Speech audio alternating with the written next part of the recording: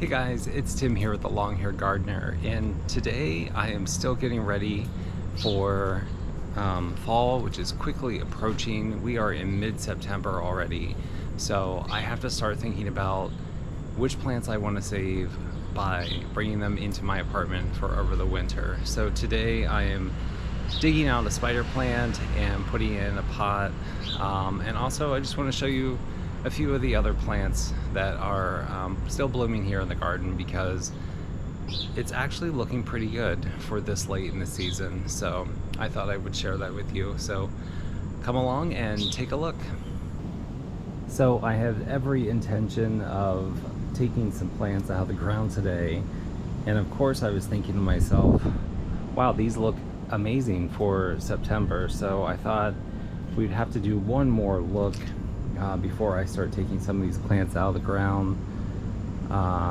There's just a few house plants that I want to bring in because it's going to get cool pretty soon, pretty quickly. So I would like to at least get them somewhat established in a pot before I bring them in, so that they're not completely shocked. But while we're here, I do want to point out some things. This is a Datura right here. I did grow this from seeds, and it looks like it is getting some buds on here. So hopefully this will bloom a few more times. It did bloom once already, and it was absolutely beautiful.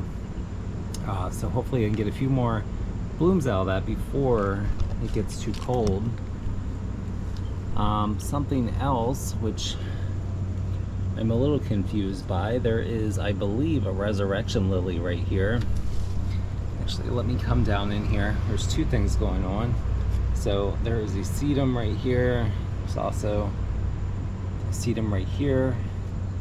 And then this resurrection lily, which I'm pretty sure should have already happened. Well, I know that they've already happened, but there's another one right over here. So this is very unusual, at least for me anyway. They only bloom once a year, but for some reason we're getting around to. Alright, so the lantana is doing very nicely and still blooming. I did put this one in the ground in hopes that it will winter over like it did last year. And then the Travescantia pallida down here, or the purple heart, I do want to show you how many blooms it has right now. This is predominantly a foliage plant, but it is also blooming right now, which is a nice little treat. And speaking of, I guess, unusual blooming habits, I also have right here, oh my god, Clematis. So I feel like this is a little unusual for it to be blooming right now, but there it is. And after all this time of complaining about the dahlias, I think I am finally starting to appreciate them. And I think why I have started to appreciate them is that I have started to cut them off and bring them inside. These dahlias turn almost black inside, so I have some black dahlias here in my garden. I also think the cutting them off and bringing them inside helps with them, helps them get, you know, a little bushier, because I'm also trimming them, so I need to do that more often. We've looked at the Cleome many times. It is still hanging in and getting these really long plant stems. Sweet potato vines also doing quite amazing. But the thing that I am going to take out today are these spider plants right here. So this is the last time we're going to see them in this pot. I do want to get them in a pot and get them established. Like I said, just so they're not completely shocked. If it's already cold out and I throw them in the pot, I feel like I'm not going to have as much success bringing them in. I'm almost embarrassed to say that I think I almost killed a spider plant last year, and it is this all green one right here. It was completely dead and brown, basically nothing left. So I set the pot outside probably in March or April when it was still too cold to put a houseplant outside, and it somehow survived. So fingers crossed that all of these spider plants I'm bringing in will survive the winter. Really happy with how the Tradescantia zebrina has filled in this area, along with the Purple Heart, and also these Impatiens. Probably something I want to recreate next year. Over here, I'm also really happy with this planter. I'm not particularly, impressed with this Coleus. When I bought it, it was dark in color and had a lot of vibrant colors in it, so I'm not sure why it turned green, but the overall shape of this pot is still nice. While we're down here, let me move this. This is a plant that is going to have to come inside, but I do want to show you that my mom gave me. So this is a pineapple plant that I grew from the top of a pineapple from a supermarket, but my mom also gave me this little pineapple plant, and it has a little pineapple, and this top part here has gotten quite large since I brought it home, so I think that's pretty fun.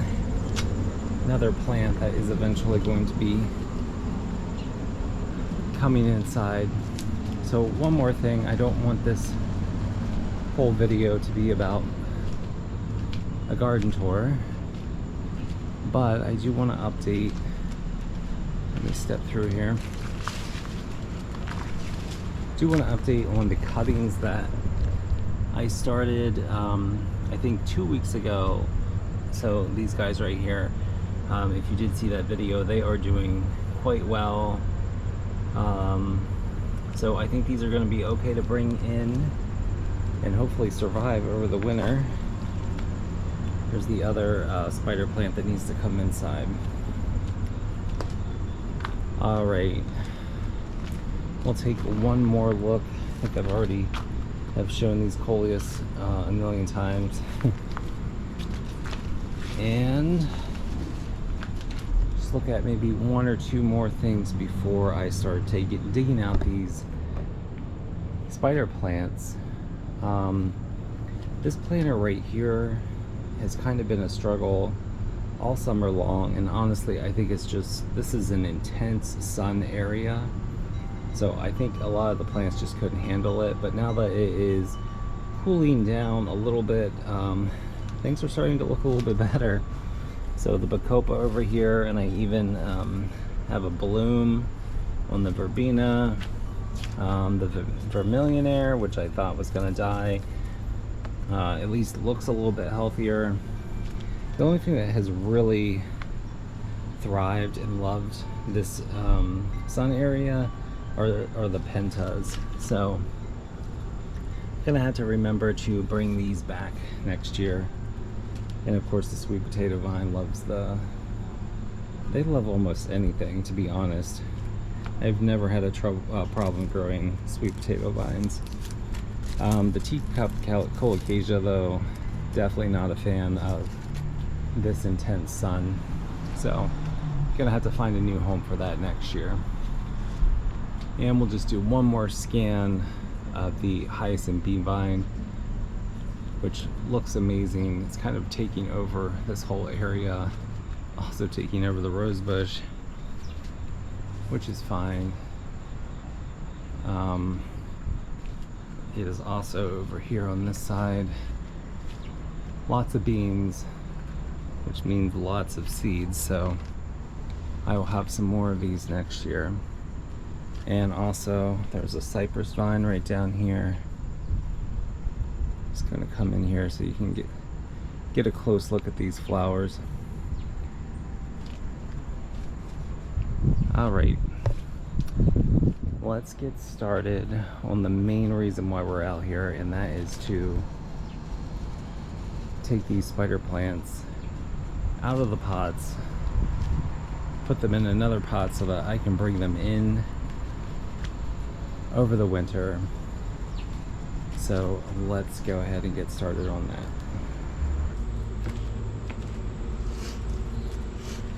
Alright, I'm just going to come in here and dig this guy out. Hopefully not destroy or disturb too many of the other plants. So yeah, let me go ahead and do that.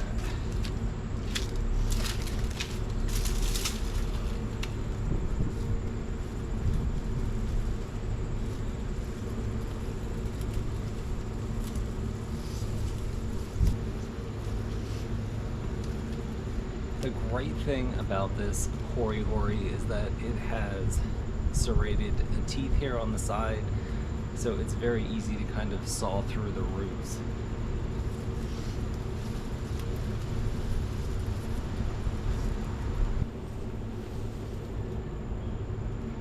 Okay. Oh, that makes me sad already. There is a huge hole, but this needs to be done. So I've already dug out the second spider plant, so now I just need to put them in a pot with my other spider plants.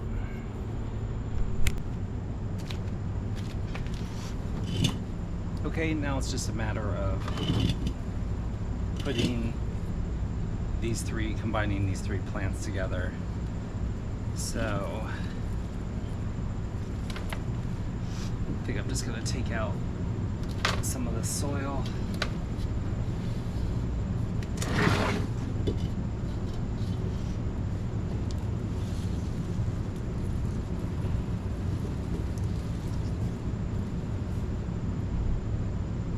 And I'm actually using probably a little bit smaller pot than I need to, just because I tend to overwater.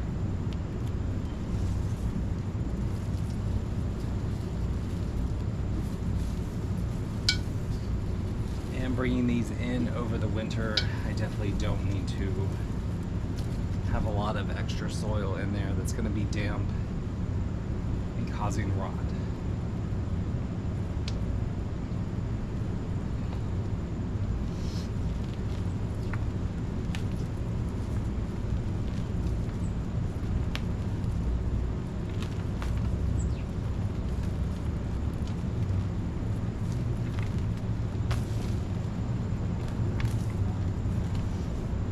Looks a little brutal, but they can take it. Spider plants have these little pods here in their roots, and they actually store water in here. So definitely a plant you don't need to overwater, which I think is what happened to me. Made a huge mess.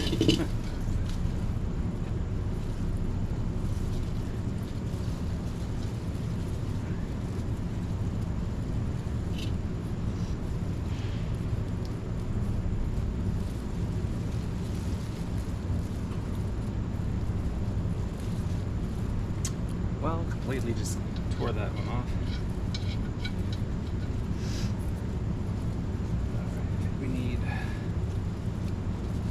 a little more soil. There we go. And basically I'm just going to fill in all the holes with the soil.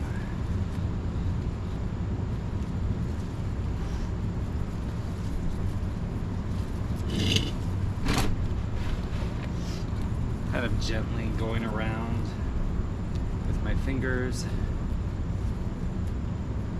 and working the soil down into any empty holes.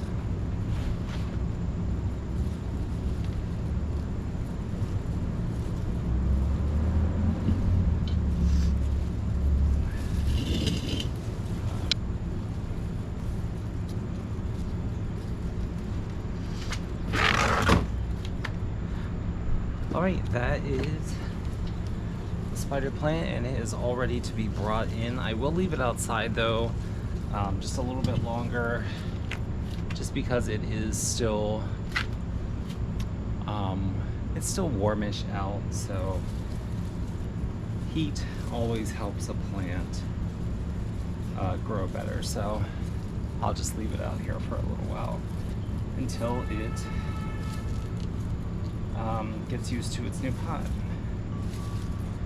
Alright, that is everything. Alright, there's a little bit of a hole here, but it's not too bad, and like I said, it's kind of necessary because I'm going to have to bring these in soon anyway if I wanted them to survive. So here is the final pot or planter down here. I think they look pretty good. I did go ahead and also water them in, so I think it looks pretty good, and hopefully it will survive okay inside my apartment. Alright guys, that's everything for today. Thank you for joining me as I repot my spider plant and get it ready to be taken in over the winter. Like always, if you like these videos, please click like and subscribe. They really help me. That really helps me out a lot. And I will see you on the next garden tour. Have a great day in your garden. Bye.